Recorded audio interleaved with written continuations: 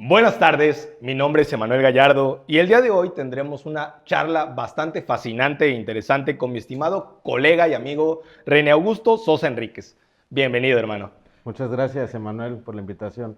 Hermano, quería platicarles, quería hacerle una breve introducción acerca de él. René Sosa es un emprendedor veracruzano que ha trabajado en el Poder Judicial y Legislativo, ha trabajado en órganos autónomos, federales y estatales, ha sido litigante, docente y servidor público, por lo cual el día de hoy puede brindarnos una opinión de la impartición de justicia en distintas aristas.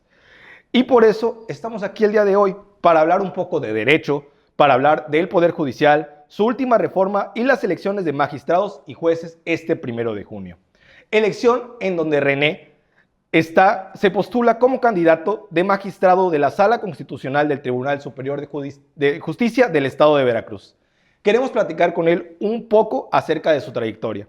Y por eso quiero preguntarte, hermano, ¿quién es René Sosa para ti y cuál ha sido tu trayectoria en este tiempo? Muchas gracias, Emanuel. Pues antes que nada, buenas tardes a toda la gente que nos está siguiendo. Decirles que René es una persona originaria de la ciudad y puerto de Veracruz.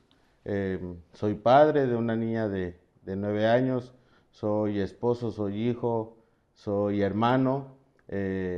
Tenemos familia aquí en la ciudad de Veracruz, de Boca del Río, en Jalapa. Soy licenciado en Derecho por la Universidad Eurohispanoamericana. He cursado algunas especialidades, diplomados enfocados en materia de combate a la corrupción, responsabilidades administrativas. Eh, Hemos estado tanto en la parte privada como en la parte del servicio público. En el 2019 estuvimos en el Congreso del Estado, estuvimos también en la Fiscalía Especializada en Combate a la Corrupción, estuvimos en el Instituto Veracruzano de Acceso a la Información y Protección de Datos Personales, estuvimos también en el Congreso del Estado de Campeche, donde nos tocó estar como secretario general del Congreso. Estuvimos en el Consejo de la Judicatura y actualmente soy asesor parlamentario en el Senado de la República y pues básicamente esa es nuestra trayectoria profesional. Nos ha tocado también ser abogados postulantes en distintos despachos, principalmente de la ciudad de Jalapa, Veracruz. Y pues bueno, eh, en, términos, en términos generales, pues René es una persona, eh, considero, de valores íntegros, de familia y con la mejor disposición de poder servir al pueblo de Veracruz desde el lugar en donde nos encontramos, pero siempre y cuando sea con la convicción de servir. Colega, ¿qué trayectoria, qué carrera judicial tienes, qué carrera como abogado tienes? Que es algo que creo que dentro de estas elecciones es algo que se busca demasiado, ¿no? Que solamente el candidato no solamente conozca una o dos aristas, sino que conozca un poquito la verdad de cómo se imparte la justicia, la verdad, no solamente desde atrás de los impartidores de justicia, sino nosotros como gobernados, nosotros como litigantes, nosotros como docentes, ¿no? Porque a veces yo siento que como docentes tenemos unas ideas, ¿no? Como ideales, ¿no? De lo que debería ser el derecho, y cuando vamos directamente al campo, cuando vamos a los juzgados, es un poquito distinto, ¿no? Y creo que tener esta perspectiva, estas aristas, nos ayuda mucho a todo esto, hermano. Y quería preguntarte, ¿por qué te postulas a este cargo? Después de todo este trabajo, después de todo este bagaje, ¿qué es lo que te hace a ti postularte a este cargo? Pues fíjate que la verdad es que creo que hay mucho trabajo todavía por hacer desde el Poder Judicial. Quienes hemos vivido en carne propia, sobre todo los trámites judiciales desde un punto de vista de lo público y desde la parte de litigio, desde la parte, pues digamos, privada, eh, hemos entendido que hay muchos campos de oportunidad. Advertimos que a veces los procesos suelen ser difíciles, no porque así lo sean, sino por los operadores jurídicos, es decir, el, el servidor público que a veces de repente está tentado por, por ciertos actos de corrupción y hemos comprendido que hay muchos campos de oportunidad. Creemos que la justicia se puede mejorar, se puede hacer mucho más ágil y también hemos notado sobre todo cierto distanciamiento entre quienes actualmente están en un juzgado, en un tribunal y con la gente, con la ciudadanía. A veces no entendemos o no dimensionamos el, los problemas que la gente que llega a un tribunal o un juzgado tiene para pedir justicia y a veces caemos en la insolencia, a veces caemos en la arrogancia y lo que para nosotros puede ser un trámite que nos implica más tiempo, quedarnos o sacrificar nuestra hora de comida, para esa gente implica un día menos de justicia, un día en donde no pudo haber avance en su caso, y eso me parece que se ha generalizado en el servicio público de impartición de justicia. Entonces, nosotros desde la magistratura de la Sala Constitucional creemos que tenemos los valores, tenemos la voluntad y sobre todo tenemos la intención de poder ser un portavoz de cambio, en el sentido de que se tiene que ciudadanizar al Poder Judicial. Mucho problema se ha generado por este desarraigo que se tiene con la gente. Es decir, yo no salgo a rendirle cuentas a la ciudadanía porque no tengo una obligación, pero más allá de no tener una obligación o tenerla en términos legales, tampoco hay esa voluntad de informar. Entonces, hoy nosotros lo vemos que la mayoría de la gente no sabe quiénes son sus jueces, no sabe quiénes son sus magistrados, mucha gente no sabe ni siquiera cuál es la función de un juez o de un magistrado, hasta dónde llegan los límites de su jurisdicción, Claro, precisamente porque no hay esta intención del servidor público de involucrarse con la gente.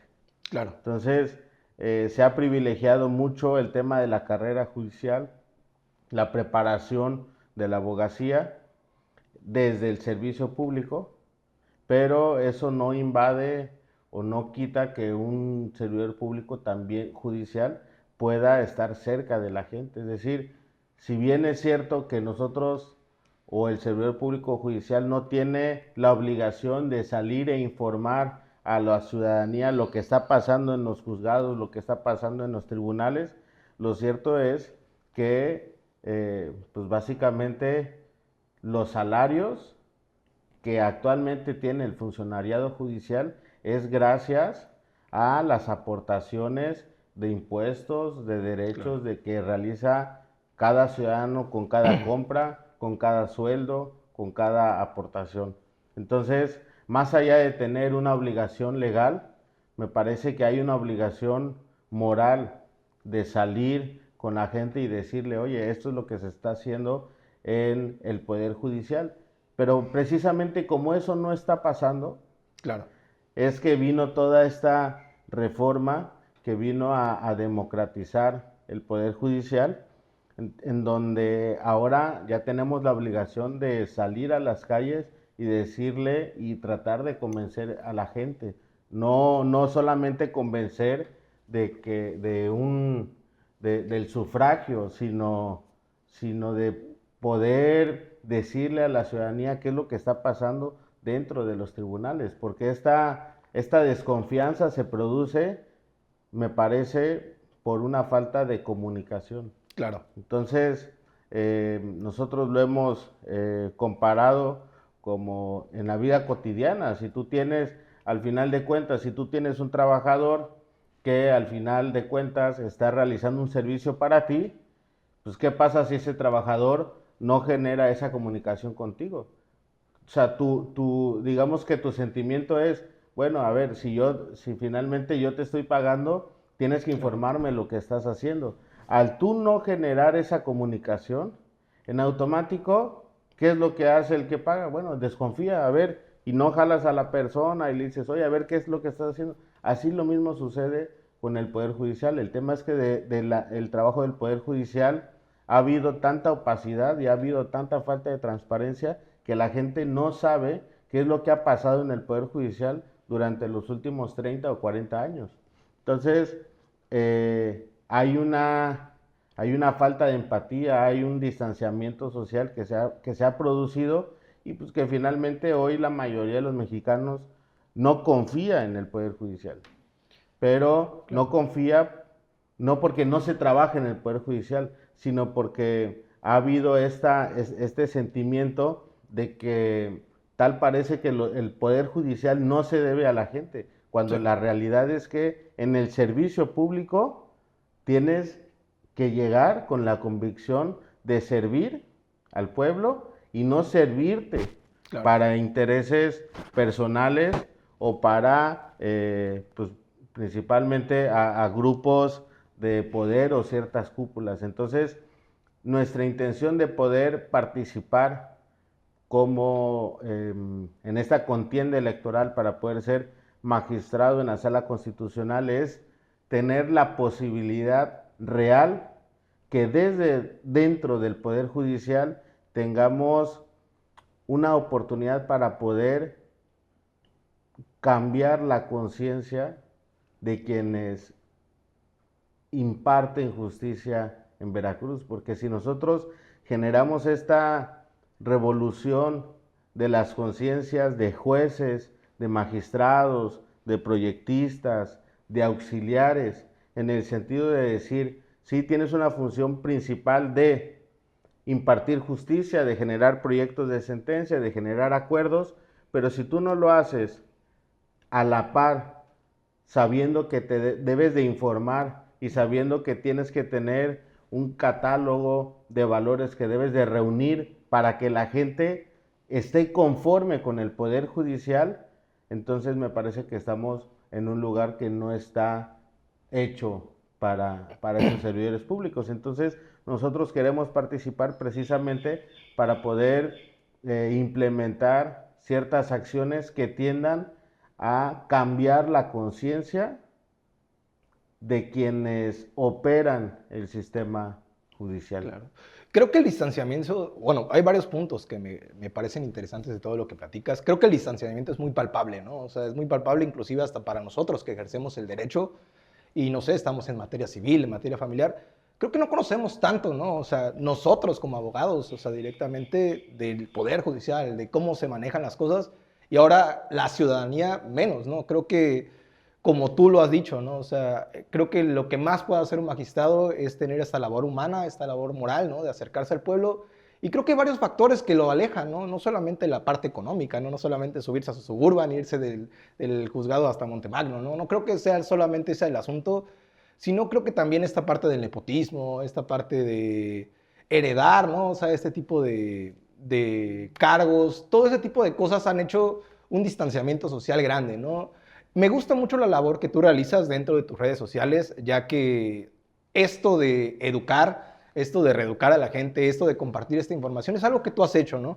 Un video que me interesó mucho fue uno donde tú explicaste la diferencia entre juez y magistrado y quería preguntarte justo ahorita cuál es, o sea, cuál es la función de cada uno para pues poder explicarle un poquito al público tanto qué vas, o sea, cuál es el cargo al que tú pretendes aspirar y cuál es el cargo que es el juez, ¿no? Que son dos cargos muy importantes dentro de la impartición de justicia. Sí, Manuel, fíjate que esa es esto es importante sobre todo porque nosotros tenemos que asumir el rol de sobre todo de generar cierto contenido, seamos servidores públicos o no lo seamos, de informar.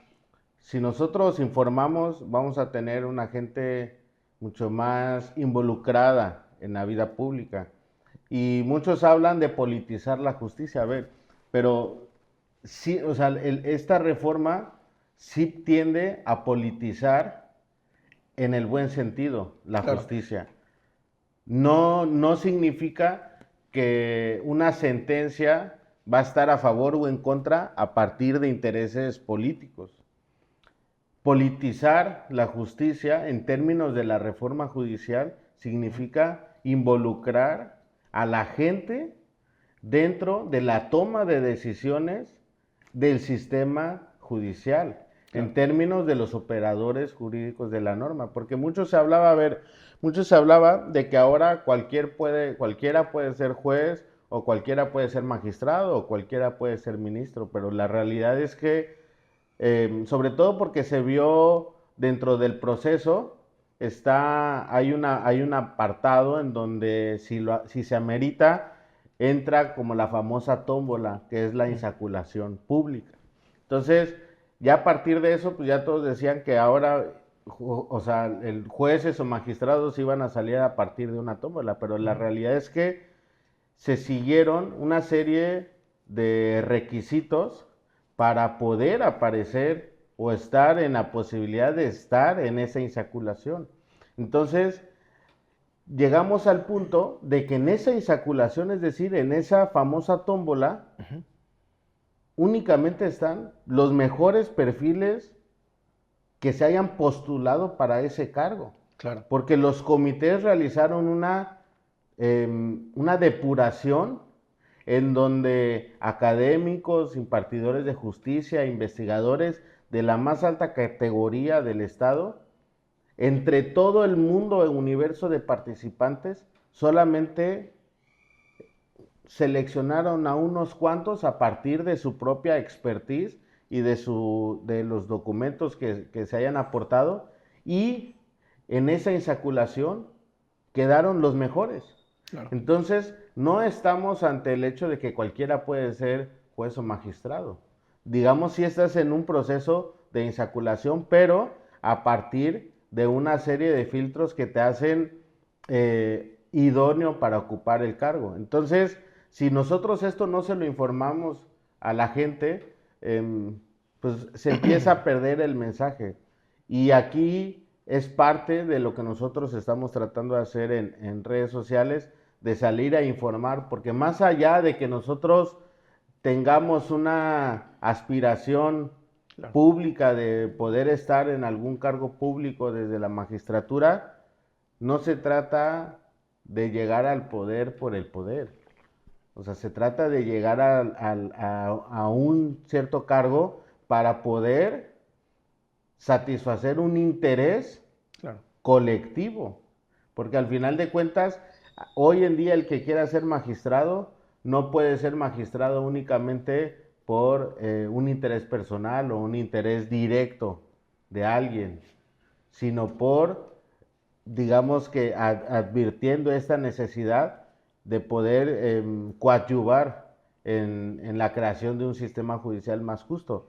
Entonces, esa es la parte que nosotros estamos generando en redes sociales, un poco de pedagogía judicial. ¿Y por qué lo hacemos? Porque lamentablemente nunca antes se habían preocupado, hablo en general, desde colegios, desde lo privado, desde ciertas instituciones, nunca se habían preocupado por informarle a la gente cuál es la diferencia entre un juez y un magistrado.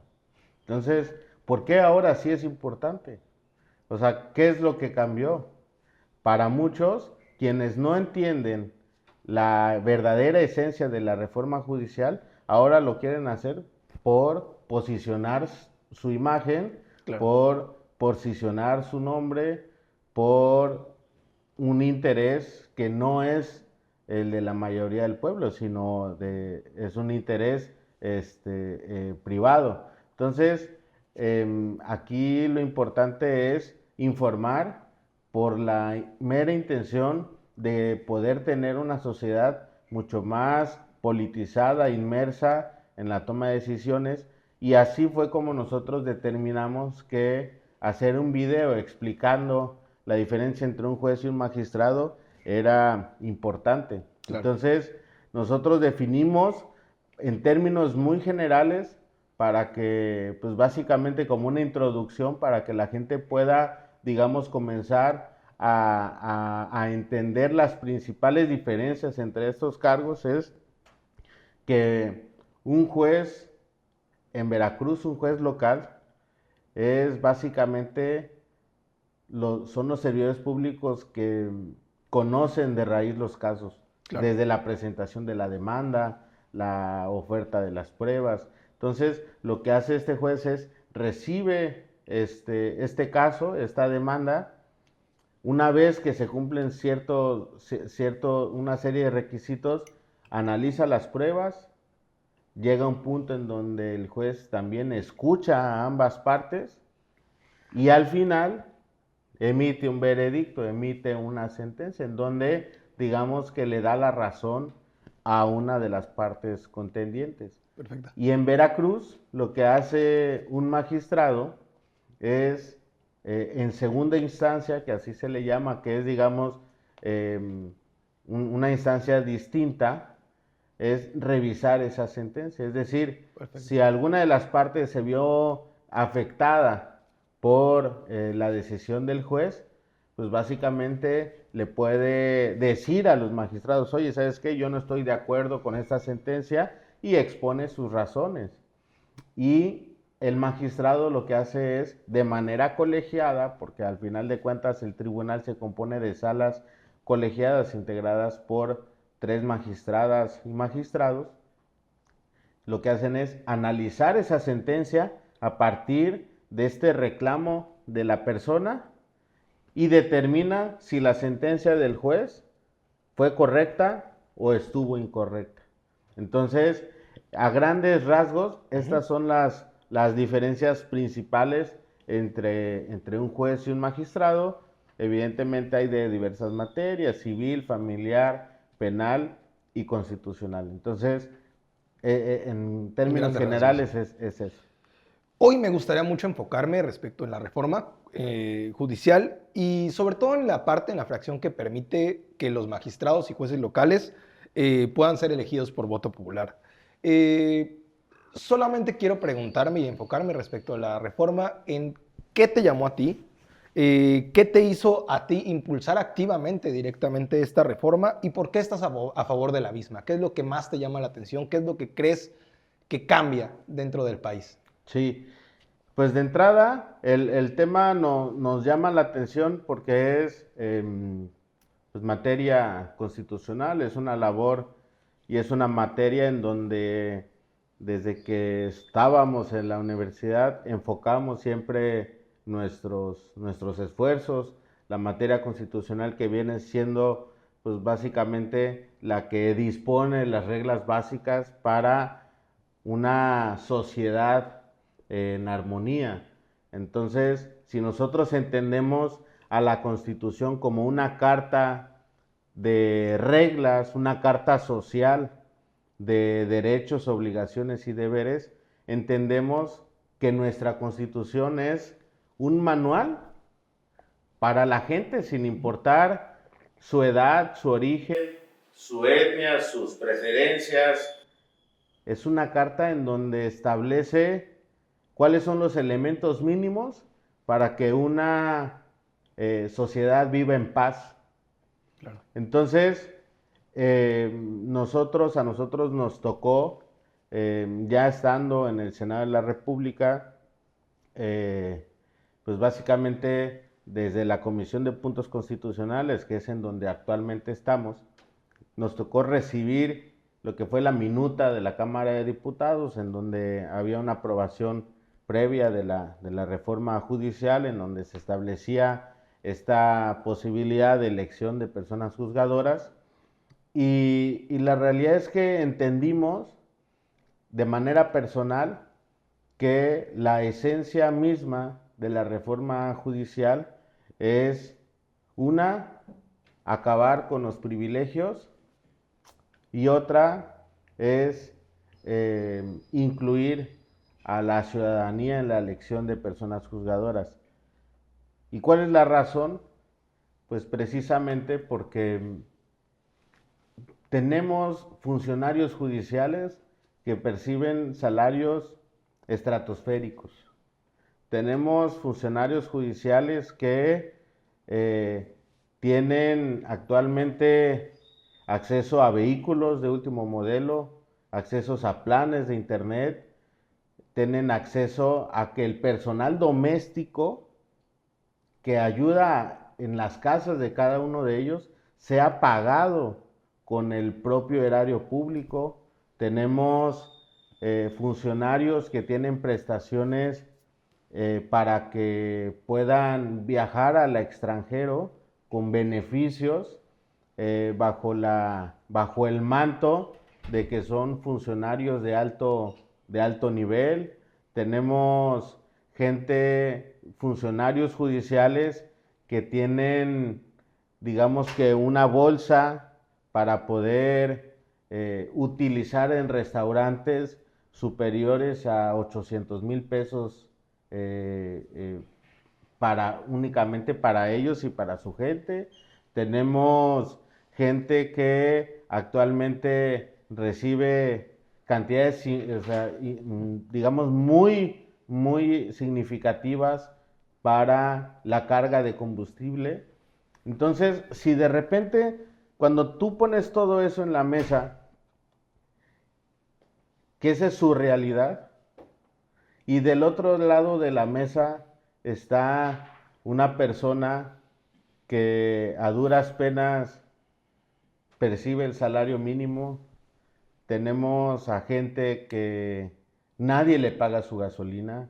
Sí, poca gente, ya casi no se habla del personal doméstico porque poca gente puede pagar a una persona que le ayude en labores domésticas.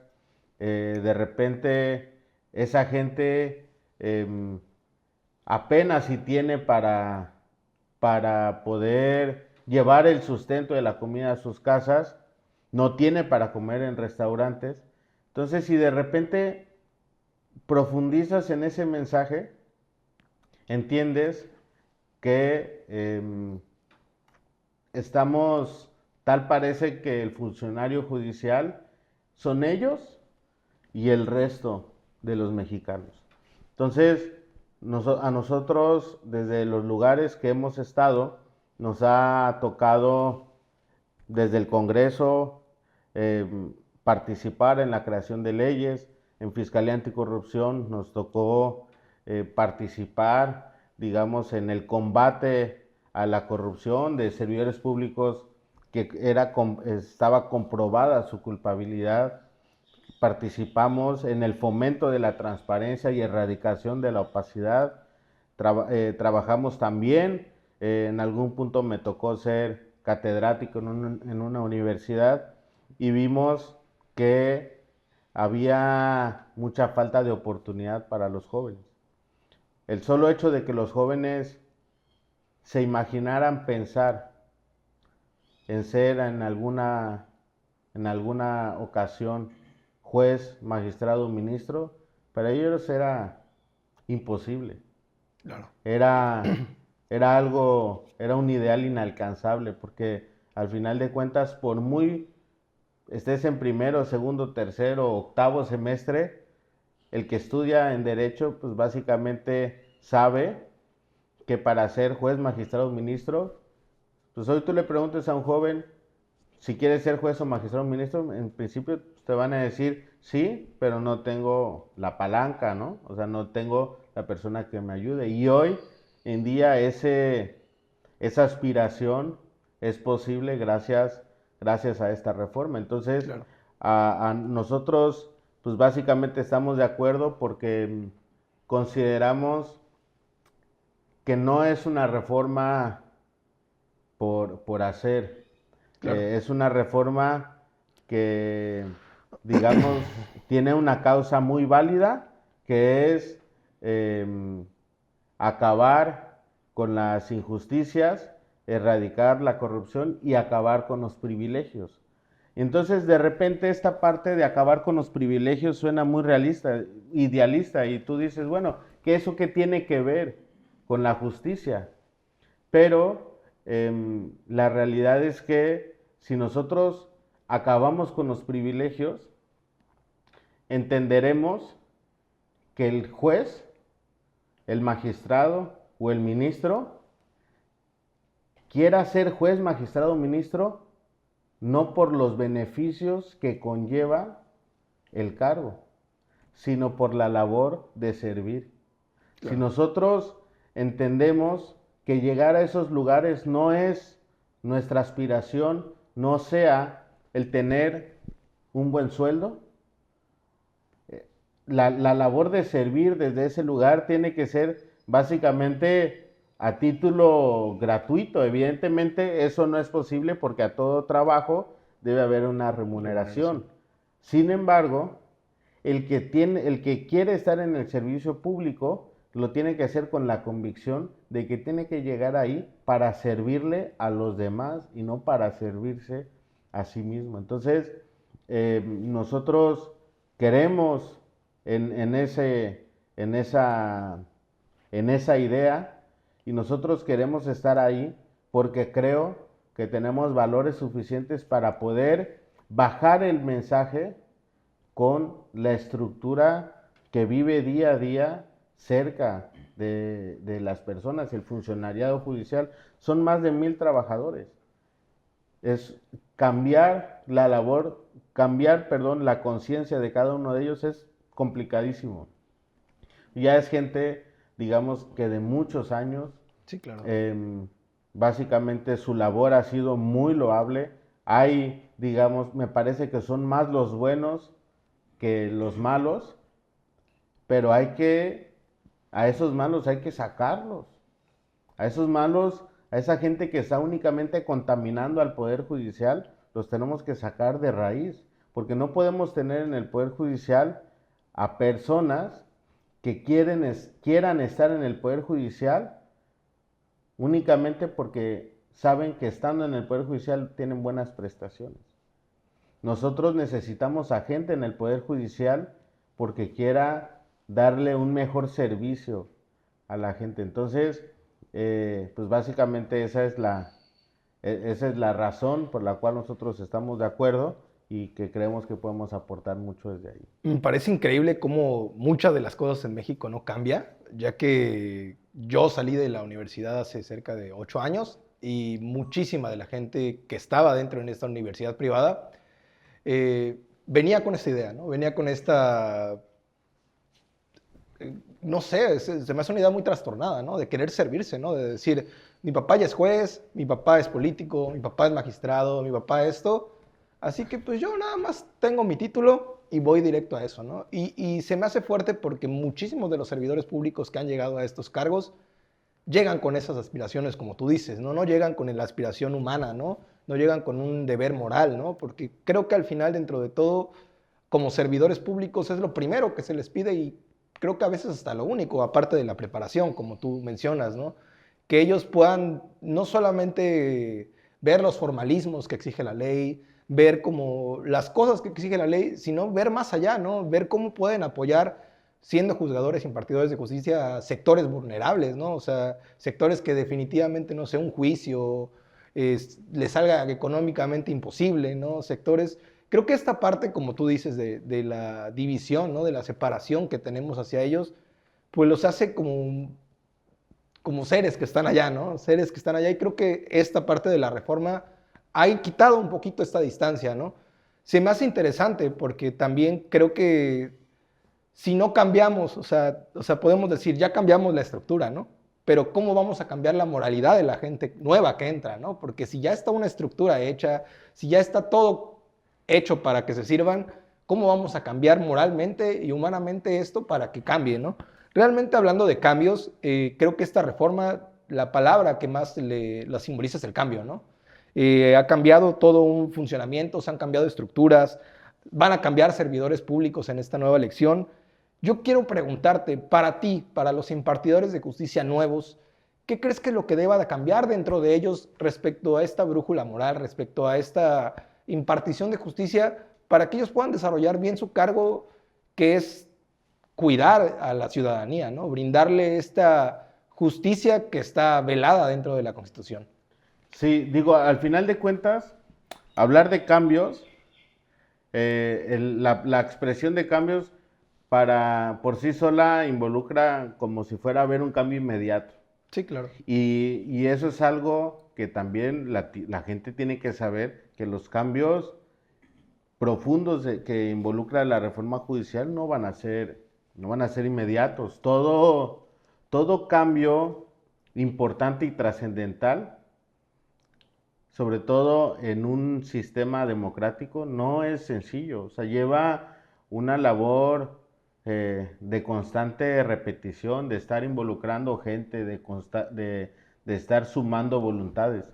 Por ejemplo, y esto no es algo de ahorita, es algo que ha ocurrido, o sea, a lo largo de nuestra historia. Hay que ver las letras de la historia de México para poder entender que esto es así, solamente que hay ahorita mucha gente que se hace de la vista gorda. Entonces, eh, o sea, si hacemos una remembranza a Miguel Hidalgo, que él peleó por acabar con la esclavitud, digamos que en términos constitucionales sí había una intención de poder terminar con este ejercicio que es deleznable, pero este cambio no se vio reflejado sino hasta 1914, o sea, un siglo después, Claro. en donde, pues básicamente, ya prácticamente durante la Revolución Mexicana. Si hablamos del tema de la soberanía nacional, hablamos que en la Revolución se peleó, la principal lucha en el tema revolucionario fue sobre todo pelear por los recursos naturales que le pertenecen a México. Entonces, en la Constitución de 1917 vemos que en el artículo 27 se hace referencia a este reconocimiento que pues básicamente los recursos le pertenecen a México. Claro.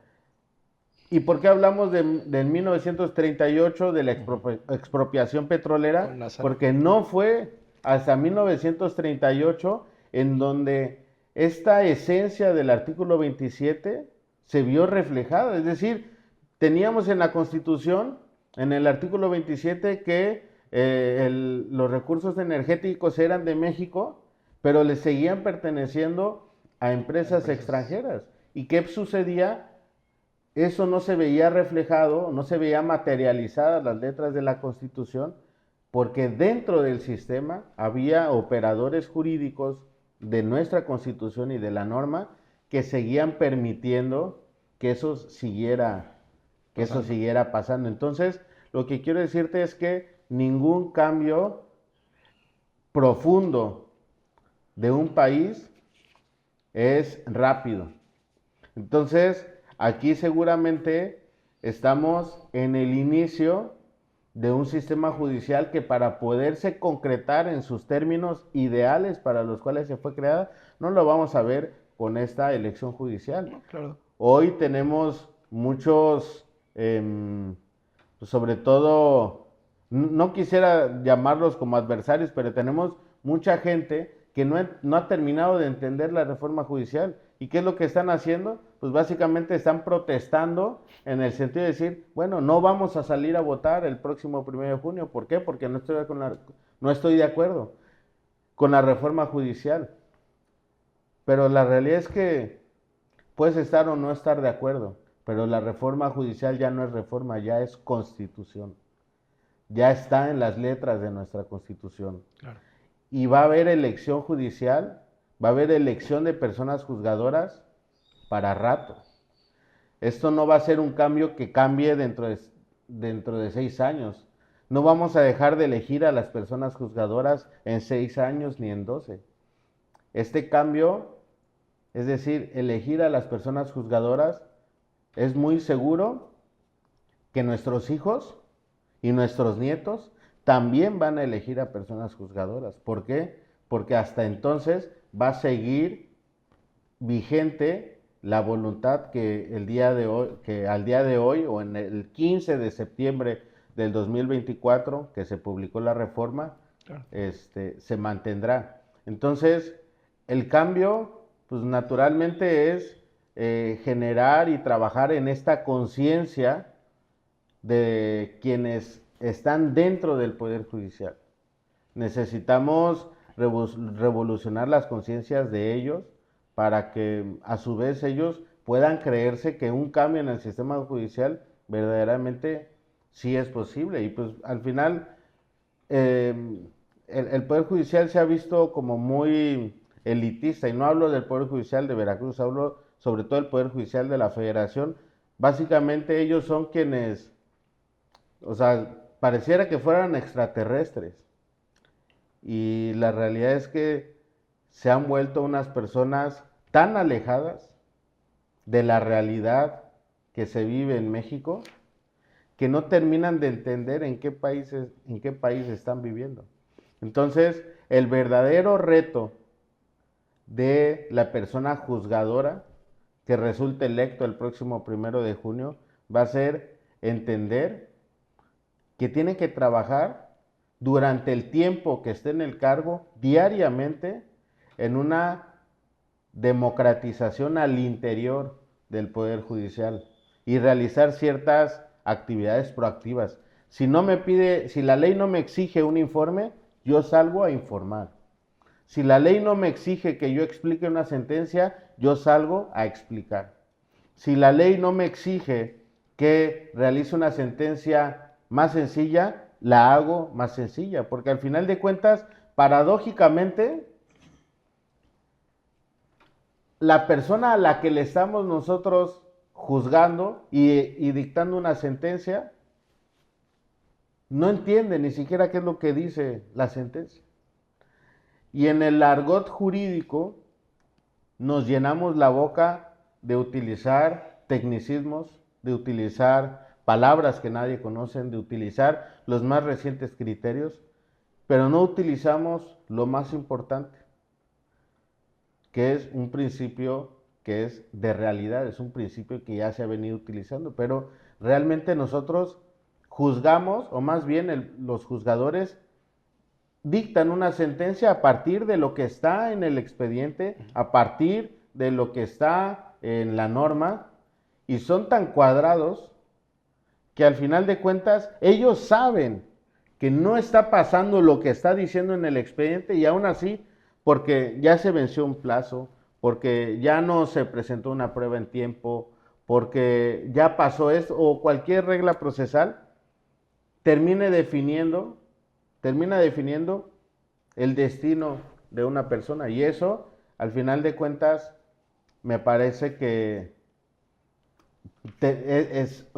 es injusto también, porque pues, la persona que digamos que tuvo la oportunidad de ofrecer una prueba, pero ya el tiempo ya no se lo permite, y tú estás viendo que verdaderamente esa prueba es esencial para acreditar la culpabilidad o la inocencia de una persona, y el juez decide no tomarla en cuenta por un plazo, por un tema procesal, y al final de cuentas no termina de cumplirse lo que establece el artículo 17, que es que se debe de privilegiar la solución del conflicto por encima de reglas procesales.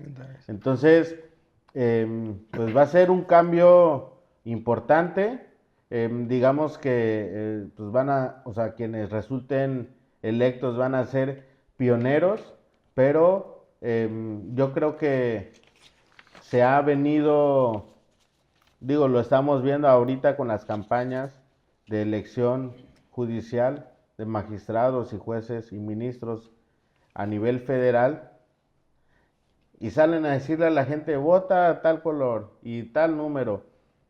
Y la realidad es que esa no es la esencia de la reforma. O sea, tienes que convencer a la gente a partir de principios. Uh-huh. Y me parece que el Poder Judicial se tiene que integrar con gente de principios. Aquí vemos a muchos, y esto lo digo porque hay muchos candidatos que quieren ser jueces porque creen que tienen la experiencia para ser jueces. Pero la realidad es que tú necesitas ser juez o magistrado no solo por la experiencia, sino porque tienes una intención que desde ahí puedes empezar a politizar y a democratizar al Poder Judicial, insisto, en el buen sentido, Claro. a politizarlo para incluir a la gente en la vida pública del Poder Judicial. Nosotros no podemos tener un Poder Judicial en el que la gente no tenga interés en el Poder Judicial. O sea, necesitamos a personas que se involucren y quieran saber qué es lo que está pasando en el Poder Judicial. Y al fin, y sale la gente a pedir el voto sin siquiera saber que la esencia de la elección judicial es esa. Entonces, hay un cambio muy importante por hacer, pero sabemos que se va a llenar con gente nueva, mucha gente que está actualmente en funciones, son muy buenos impartidores de justicia, pero de nada sirve tener buenos impartidores de justicia si no están comprometidos con que su cargo se debe a la gente y no a los méritos, porque nosotros podemos tener muchos méritos, nosotros podemos tener maestrías, doctorados, estudios, pero eso no te hace un candidato idóneo al Poder Judicial. Yo preferiría que tuviéramos jueces y magistrados con los estudios que exige la Constitución, pero que esté 100% comprometida con la gente y que entienda cuál es el mensaje de esta reforma. Entonces, cambios hay muchos, pero trabajo hay mucho más todavía. Me gustaría hablar un poco acerca de tu faceta de emprendedor. Quiero hablar un poco de tu negocio, quiero que nos platiques de él. Así que, ¿cuál es su giro? ¿Cómo se llama? ¿Cuántos años tiene? Y para ti, ¿cuál ha sido el reto más grande al que te has enfrentado tú siendo un emprendedor aquí en Veracruz? Bien, sí, claro, sin ningún problema. Fíjate que en el tema del emprendimiento es algo nuevo para nosotros. Em, nosotros, esto surge por un tema netamente personal, derivado de una cuestión profesional.